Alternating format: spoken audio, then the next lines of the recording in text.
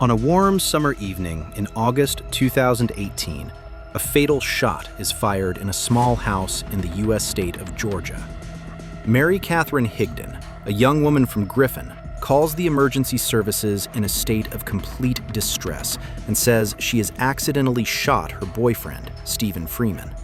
But just a few minutes after the police arrive, the first doubts arise. Over the next few days, investigators are repeatedly faced with one question above all others. Was it a tragic accident or a cold-blooded murder? The case shocks and divides the community and ends with a verdict that leaves many stunned.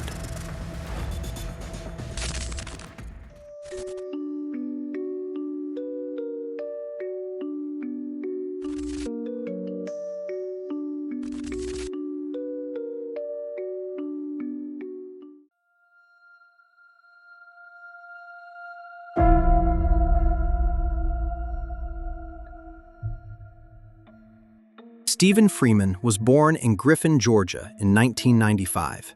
His parents, Jennifer and Roy, have lived there their entire lives.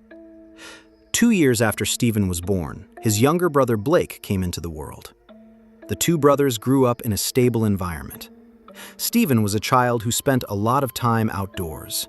He was always out and about in the woods or at the lake with his friends. Those around him describe him as friendly, helpful, and calm. Even in the most stressful situations, he always remained calm. He has a particularly close, almost friendly relationship with his mother. In high school, Stephen wrote her a letter thanking her for everything she had done for him. At the age of 15, Stephen meets Mary Catherine Higdon. The two hit it off immediately and become a couple shortly thereafter. Mary is also nature-loving, uncomplicated, and down-to-earth. The two share hobbies, the same sense of humor, and a similar lifestyle. Stephen's family also lovingly welcomes Mary and treats her almost like a daughter. After graduating from high school, they move into a small house together on Sunnybrook Drive in Griffin. Stephen worked in a metal factory, and Mary was an assistant to the school principal in a neighboring town. She also had a part-time job in a gun shop, which she loved. She was a big fan of guns, owned more than 10 firearms, and knew a lot about them. The two remain close to their families. Every Sunday, they have dinner with Stephen's parents and grandmother, which is an integral part of their daily routine. Their mutual friend from high school, Thomas Kenner, who works with Mary at the gun shop, also sees them as a happy couple who are perfectly suited to each other. Stephen and Mary live a happy, harmonious life for 7 years, until one night in the summer of 2018, when everything suddenly changes forever.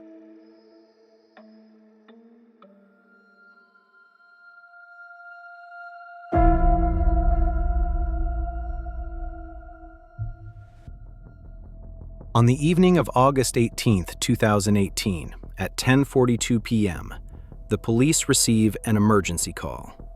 On the other end of the line is Mary Catherine Higdon. She sounds hysterical and says she accidentally shot her boyfriend, Stephen. Just a few minutes later, the police and emergency services arrive at the house. Mary is distraught and crying. In the living room, they find Stephen, lying on a mattress, seriously injured, with a gunshot wound to the chest. He is still alive and is immediately taken to the hospital. The police question Mary at the scene. After she is calmed down a little, she tells them what happened. She and Stephen had been lying on mattresses in the living room watching television. One of Mary's guns was lying next to them. She wanted to hand him the gun so he could put it on the table, and in doing so, she accidentally fired a shot. She repeatedly emphasizes that she did not know the gun was loaded. Normally, all the guns in the house would be locked away and would never be left lying around loaded. But when investigating the house, the investigators encounter inconsistencies. The kitchen is completely devastated. Food scraps are hanging and lying everywhere, even in the cupboards and in the hallway. It looks as if someone had thrown the food around in anger. An empty whiskey bottle lies in the sink, and Mary smells strongly of alcohol. The investigators begin to have doubts about Mary's statements and take her to the police station for further questioning. Stephen dies of his injuries in the hospital a short time later, at the age of only 23. During the interrogation, Mary initially repeats her story that the shot was fired while the gun was being passed around, but over time, her statements change. She now says she threw the gun, but that doesn't convince the investigators either. After hours of questioning, Mary finally confesses that she fired the gun intentionally in a fit of rage. She is then arrested. But when the interrogation is later handed over to the prosecutor, it turns out that the audio recording is badly damaged. About 40 minutes of the recording consists only of static, which means there is no official confession. Although the officers testify that Mary admitted to the crime, she now denies it, so it remains a case of one person's word against another's. Nevertheless, the case is brought to trial.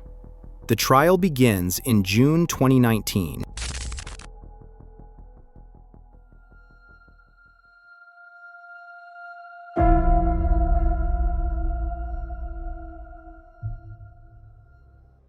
In her opening statement, Prosecutor Kate Leonard argued that there was sufficient evidence to prove premeditated murder. According to her, the forensic evidence speaks for itself. The murder weapon was loaded that evening. Residues of cooking grease and spices were found on the magazine and other components, identical to traces found on a pan on the stove. According to her own statement, Mary had cooked for Stephen beforehand. A police officer demonstrates how to load the weapon in the courtroom. He touches the exact same spots that show residue on Mary's weapon. From this, they conclude that Mary must have loaded the weapon on the day of the crime after cooking. Several witnesses are called to the stand. Stephen's best friend, Thomas Kenner, in particular, incriminates Mary heavily. He reports that Mary had become increasingly aggressive lately. Mary yelled at Stephen, controlled him, and repeatedly hit him in public. Stephen felt helpless and afraid of her. In a text message, Stephen writes to Thomas, "She threatened me with a gun again." Other witnesses confirm that Stephen wanted to end the relationship but did not dare to do so for fear of Mary's reaction. On August 3rd, just 2 days after his death, he wanted to move out for good. Thomas and others knew about this. He had kept it a secret from Mary. He wanted to leave town while she was at work. On July 30th, an argument between the two escalated, after which Stephen stayed overnight at Thomas's house. Mary sent him dozens of messages and tried to call him several times, but he ignored her. So she contacted his mother, Jennifer, the next day. Jennifer had no idea and told her where her son was. Mary then drove to Thomas's house. However, Jennifer also told her son, and he and Thomas drove away in the car. Mary noticed this and followed them closely until they finally stopped, and Stephen agreed to drive home with her to clarify the situation. Just an hour and a half later, Stephen Freeman was dead. Mary's lawyers present a new version of events. They now claim that they acted in self-defense because Stephen physically attacked them. Mary emotionally describes in court how Stephen abused her for years. She never reported it because she was ashamed and blamed herself. The defense presents more than 60 pages of text messages. They contain threats and insults from Stephen to Mary. In one message, Stephen poses with a dead fish and writes, "This is you." In another, he threatens her, "I will destroy you." Witnesses also confirm that Stephen had been writing such messages since he learned of Mary's infidelity. However, according to the defense, many of the messages date from before the affair.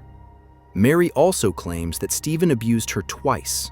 On the evening of the shooting, she says, she wanted to end the relationship. Stephen then flew into a rage, yelled at her, and threatened her. Out of fear, she grabbed the gun, loaded it, and told him to keep his distance. When he continued to approach her, she finally fired the gun. The prosecution doubts this account. Why would Mary have called him constantly the night before, contacted his mother, followed him, and cooked for him. The forensic evidence also contradicts this account. Stephen was sitting on the mattress when the shot was fired and did not confess as Mary had claimed. In addition, she changed her story at least 10 times during the investigation. The only witness to the alleged abuse is her sister, who claims to have seen bruises on occasion.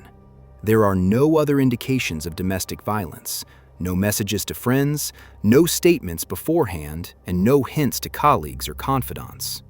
In its closing argument, the defense argues that Mary acted in self-defense.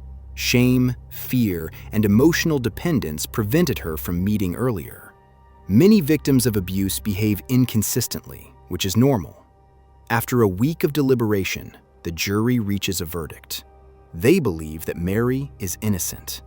It later emerges that initially all but 2 male jurors had voted guilty. However, these 2 ultimately convinced the group that it could not be ruled out that it was a case of self-defense. Mary Catherine Higdon is acquitted and released from prison on July 26, 2019. The decision causes shock and horror among Stephen's family. Stephen's parents still mourn their son, who was only 23 years old.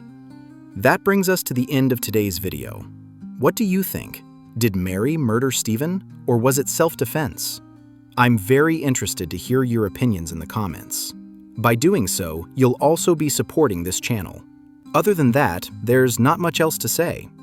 I wish you a good morning, afternoon, or evening, depending on when you're watching this video, and hope to see you again in the next one. Until then, ciao everyone.